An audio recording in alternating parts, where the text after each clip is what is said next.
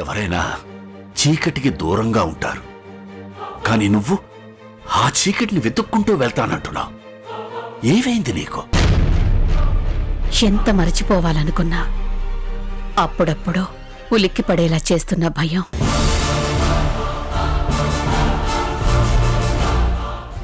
ఎందుకో ఒకసారి వెళ్ళి కలిసి క్షమాపణ అడిగితే ఈ భయం, బాధ అన్నీ పోతాయనిపిస్తుందండి. నాగార్జున సాగర్ జలాశయానికి వరద ప్రవాహం కొనసాగుతోంది. నీరు జలాశయానికి చేరుతుంది. 4 క్రస్ట్ గేట్లు 10 అడుగుల మేర ఎత్తి నీటిని దిగువ జలాశయం పూర్తి నీటి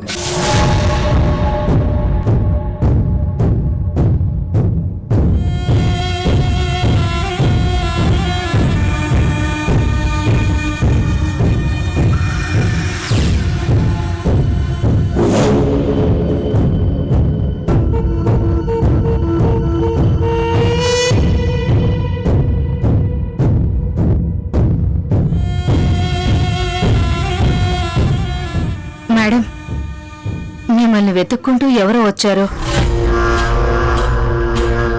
నేను కోహినూరు వజ్రం లాంటిదాన్ని, వెతికితే దొరకను. శశికళ కోహినూరు వజ్రం, సింగిల్ పీస్, రేర్ పీస్. ఎక్కడ పడితే అక్కడ కోహినూరు దొరకదు. ఎవరు పడితే వాళ్ళని ఈ శశికళ కలవదు. తెలియనట్టు కొత్తగా అడుగుతున్నావేంటి? మేడం, వచ్చినావిడ మీతో ఒక మాట చెప్పమంది మేడం. వచ్చింది కస్తూరి అని చెప్పమంది మేడం. ఎవరు? కస్తూరా? అవును మేడం. పంపించు. అలాగే మేడం. త్వరగా వెళ్ళు. ఓకే.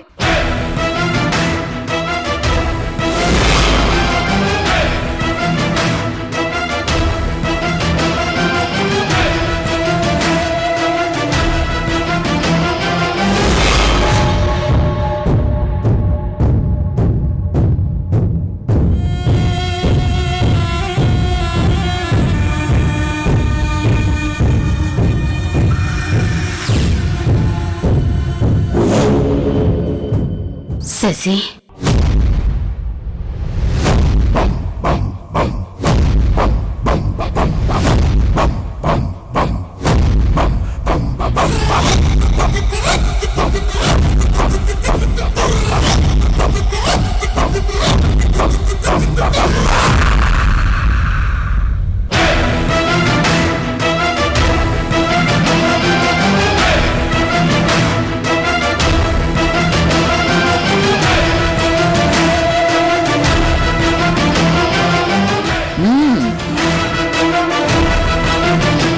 అప్పటికీ ఇప్పటికీ ఏమీ మారలేదు.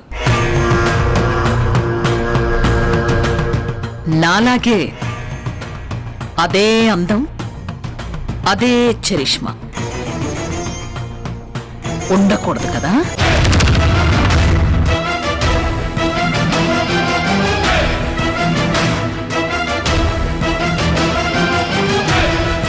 ఉండకూడదు.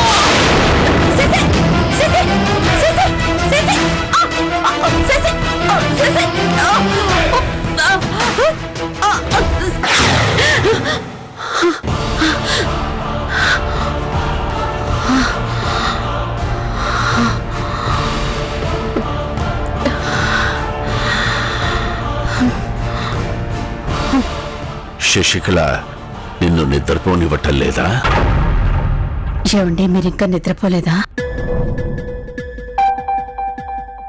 నీ మొహం చూస్తూ నేను నిద్రలో జారుకోవడం అలవాటు అని నీకు తెలుసు, అవునా కాదా? ఇవాళ నువ్వు కళ్ళు మూసుకున్నా నీ మొహంలో ఆందోళన కనిపించింది. నేను ఆందోళనగా ఉన్నప్పుడు నీ మొహం చూస్తే నాకు నిద్ర పట్టేది. ఇవాళ నువ్వేలా ఉన్నప్పుడు నాకు నిద్ర ఎలా పడుతుంది కస్తూరి?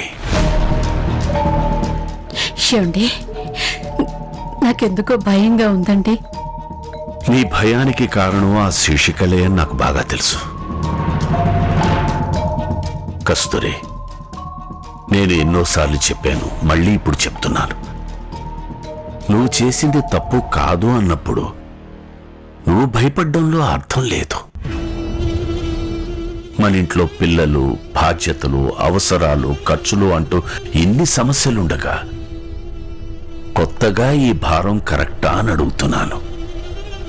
చూడు కస్తూరి, నా మాట విని నీ మనసుని ప్రశాంతంగా ఉంచుకో.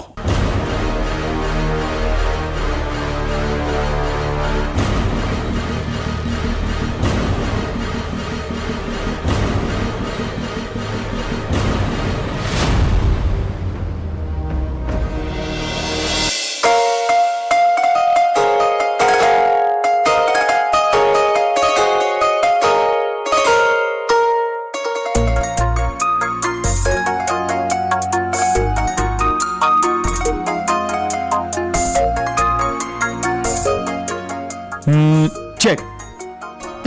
అబ్బా భలే ఇరికాటంలో పెట్టారు డాడీ. ఇప్పుడు నా కింగ్ ని ఎలా కాపాడుకోవాలో అర్థం కావడం లేదు.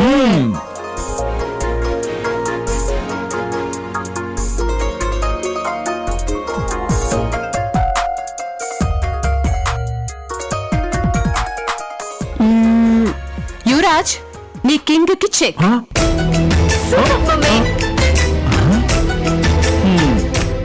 భలే ఇరకాటంలో పడ్డానే. నాకు వేరే ఆప్షన్ కూడా లేదు. నా గేమ్ ఈజ్ ఓవర్. చందన, నువ్వు సూపర్ చందన.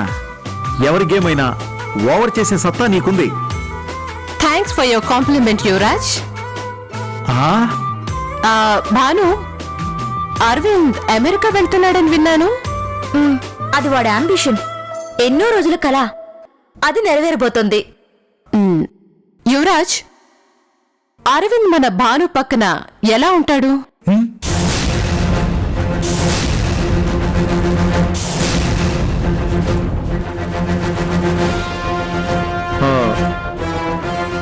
నువ్వేం మాట్లాడుతున్నావో నాకు అర్థం కావట్లేదు చందన. అరవింద్ మన ఇంటి అల్లుడైతే ఎలా ఉంటాడు అని అడుగుతున్నాను.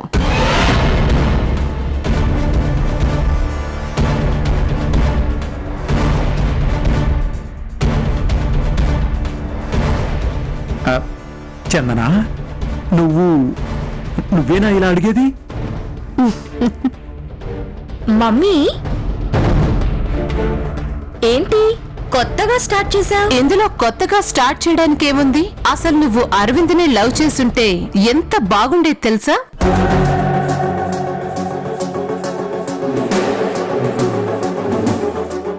అరవింద్ మనకి బాగా తెలిసిన అబ్బాయి, పైగా ఎదురింట్లోనే ఉంటాడు. దానికి తోడు అమెరికా వెళ్తున్నాడు. ఒక్కగానొక్క కూతురివి, పెళ్ళయ్యాక కూడా నా కళ్ళెదుటనే ఉంటావు కదా.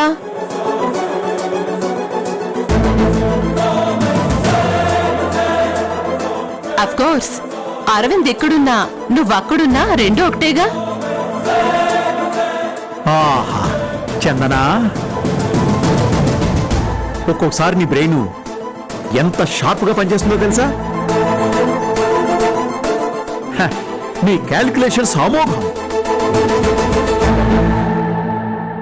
భాను అరవిందుల జోడి సూపర్.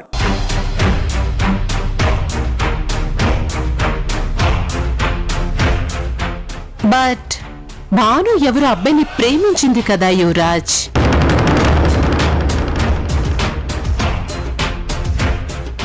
నేనేదైనా లెక్కలు వేసుకుంటాను. ఇప్పుడు భాను అరవింద్ల జోడీని లెక్కలో వేసుకుంటే అన్ని విధాలా సరితూగుతున్నాడు ఆ అరవింద్. భాను గనుక అరవింద్ని ప్రేమించుండుంటే నేను ఇప్పుడే కస్తూరి దగ్గరికి వెళ్లి వాళ్ళ పెళ్లి విషయాన్ని మాట్లాడేదాన్ని.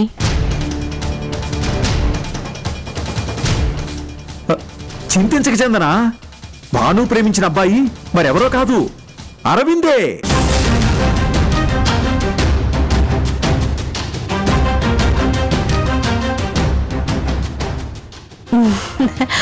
ఆ భాను, నువ్వు ప్రేమిస్తోంది అరవింద్నా?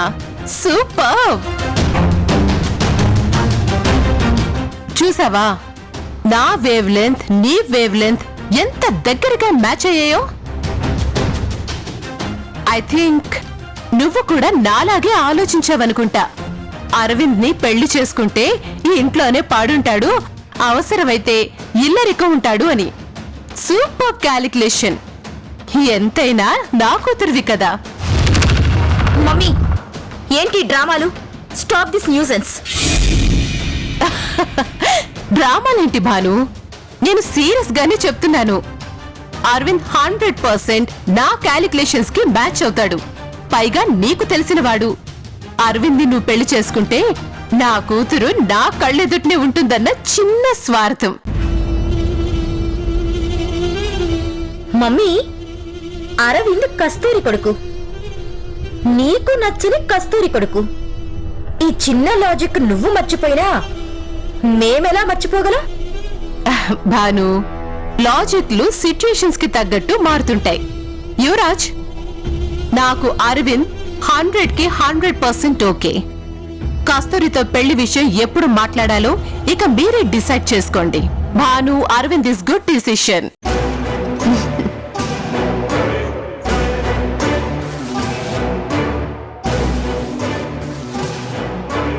భాను, ఇన్నాళ్ళు మీ అమ్మది క్రిమినల్ బ్రెయిన్ అనుకున్నాను, కానీ అందులో నుండి కూడా ఇలాంటి మంచి ఆలోచనలు వస్తాయని ఎప్పుడూ అనుకోలేదు. డాడీ, మమ్మీలో ఇంత సడన్ చేంజెస్ నేనెందుకో నమ్మలేకపోతున్నాను. ఖచ్చితంగా దాని వెనకాల ఏదో కుట్ర ఉండే ఉంటుంది. అబ్బా, అన్నీ నెగిటివ్ గా చూడకూడదమ్మా. తను ప్రతిదీ క్యాలిక్యులేటెడ్ మనిషి. అరవింద్ విషయంలో మీ అమ్మ చెప్పినట్టు అన్నీ తన లెక్కలకు దగ్గరగా ఉన్నాయి. నాకు తెలిసి నీ లైన్ క్లియర్. నువ్వు వెళ్ళి అరవింద్కి నీ ప్రేమ విషయం చెప్పడమే తరువాయి. మొత్తానికి చందన కూడా మన ట్రాక్లో పడింది.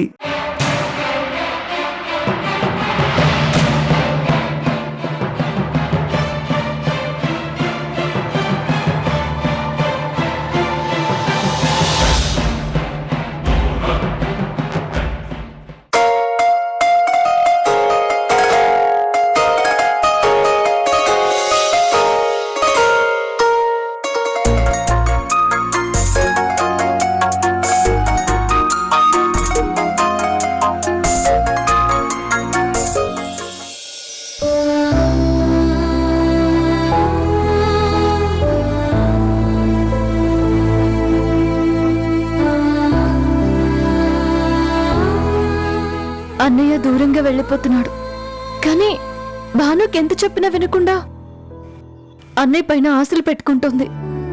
ఈ ఇంట్లో నేనెంతో భాను కూడా అంతే. కానీ అన్నయ్యని ప్రేమించిన భాను రేపు వాడు దూరమయ్యాడు అని బాధపడకముందే ఈ విషయం అమ్మతో చెప్పేస్తాను. అట్లీస్ట్ ఇలాగైనా ఈ ప్రాబ్లంకి ఒక సొల్యూషన్ దొరుకుతుంది.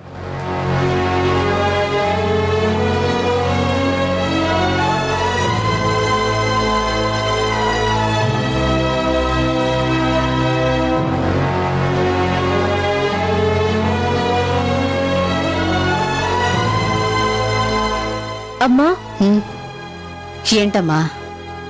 భాను అన్నయ్యల ఫోటో మన ఇంట్లో ఉంది, చూసావా? ఇప్పుడు కొత్తగా ఉండడం ఏంటమ్మా?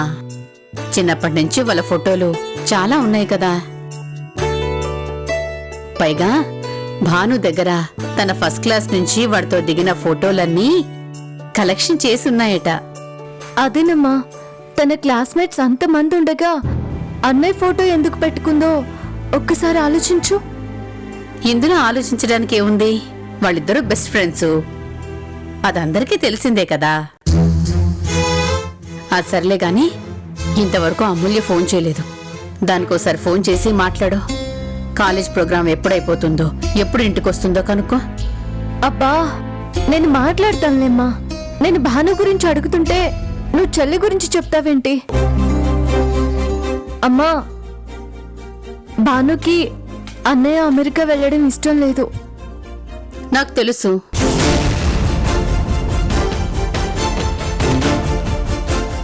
తెలుసా? తెలిసి సైలెంట్ గా ఉన్నావేంటమ్మా? మరేం చేయమంటావే? ఒక తల్లిగా నాకంటే ఎక్కువగా తనే ఫీల్ అవుతున్నానని తనే చెప్పింది. ఎంతైనా బెస్ట్ ఫ్రెండ్ కదా. ఫ్రెండ్ దూరం అయితే ఆ మాత్రం బాధ ఉండదా? అమ్మా, ఆ బాధ వేరు, ఈ బాధ వేరు. మరి భాను కంటతడి పెడితే నువ్వు చూస్తూ ఊరుకోగలవా? ఏదైనా ఉంటే ఇప్పుడే క్లియర్ చేయడం బెటర్ కదా. వాళ్ళిద్దరి మధ్య ఉన్నది ఫ్రెండ్షిప్ కాదమ్మా. ఫ్రెండ్షిప్ కాదా? ఫ్రెండ్షిప్ కాక మరింకేముంటుంది? అమ్మా, నీకెలా చెప్పాలో నాకు అర్థం కావడం లేదు. భాను ప్రేమలో పడిపోయింది. నాకు తెలుసు. ఈ విషయం పెద్దోడే నాతో చెప్పాడు. ఈ విషయం భానుని నాతో చెప్తుందని నేను ఎదురు చూస్తున్నాను.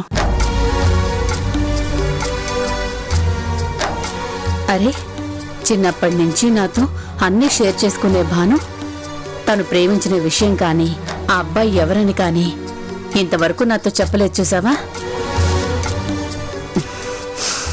సరే సరే, భానుయే వచ్చి చెప్పేంత వరకు నేను తన్ను అడగను. అది సరే అవని, భాను ప్రేమించిన అబ్బాయి ఎలా ఉంటాడో నీకేమన్నా తెలుసా?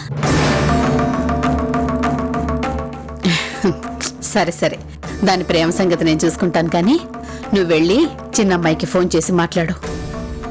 అది కాదమ్మా. అబ్బా, ఇక్కడ కిచెన్లో నాకు చాలా పనులున్నాయే. నువ్వు వెళ్ళి ముందు దాంతో మాట్లాడు. చిన్నమ్మాయి టైంకి తింటుందో లేదో, ఎలా ఉందో ఏంటో ఒకసారి మాట్లాడి కనుక్కోమ్మా. వెళ్ళు. అలాగేనమ్మా.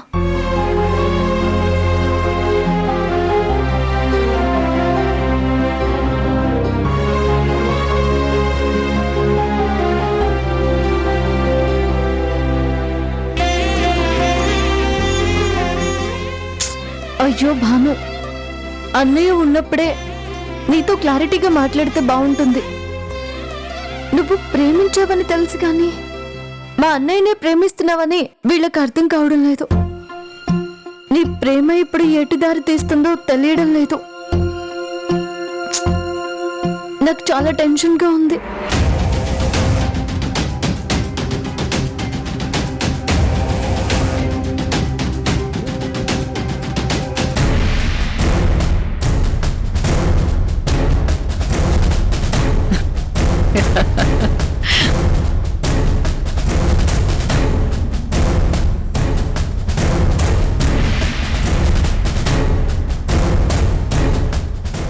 మేడం, మీ ఆడిటరు మీ దగ్గర సైన్ తీసుకోమన్నారు.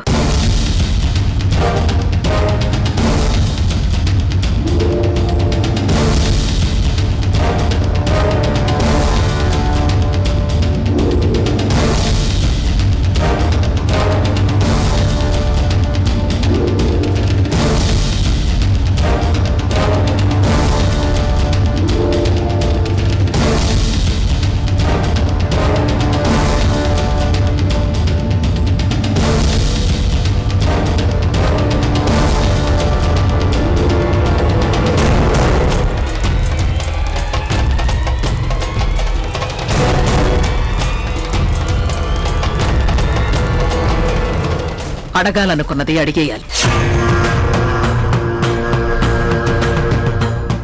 ఇలా దాపరిక ఉండకూడదు.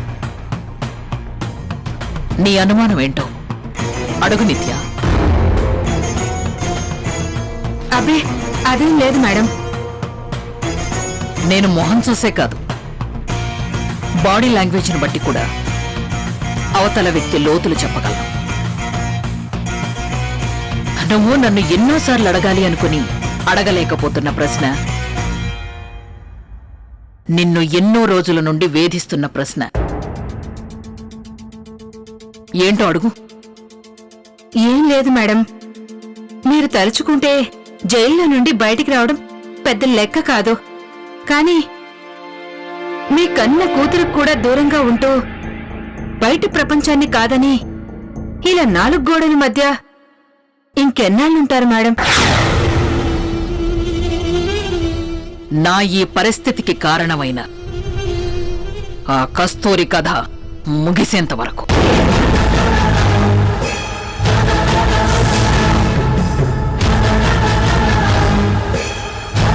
కస్తూరి అనే పేరు కనుమరుగయ్యేంత వరకు.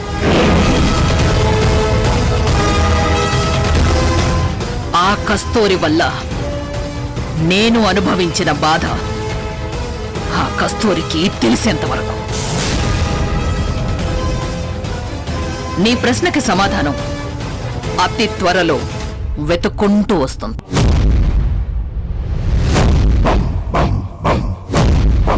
ఆ రోజు వరకు ఎదురు చూస్తూ ఉంటాను.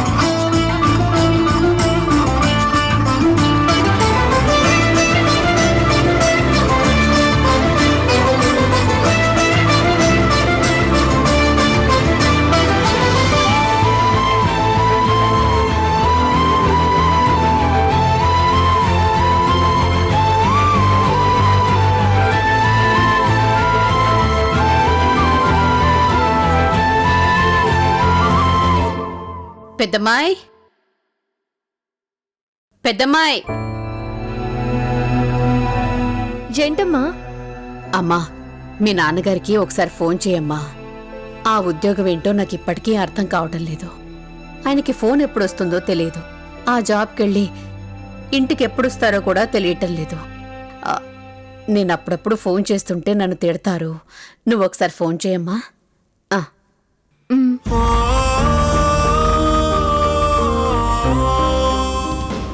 దీనికి పరిష్కారం నీ కూతురు నందిని.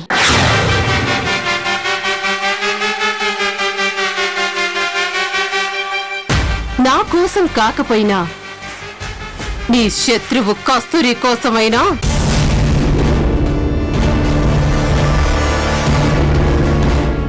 ఫారెన్ లో ఉన్న నందినిని ఇక్కడికి రప్పించు శశి.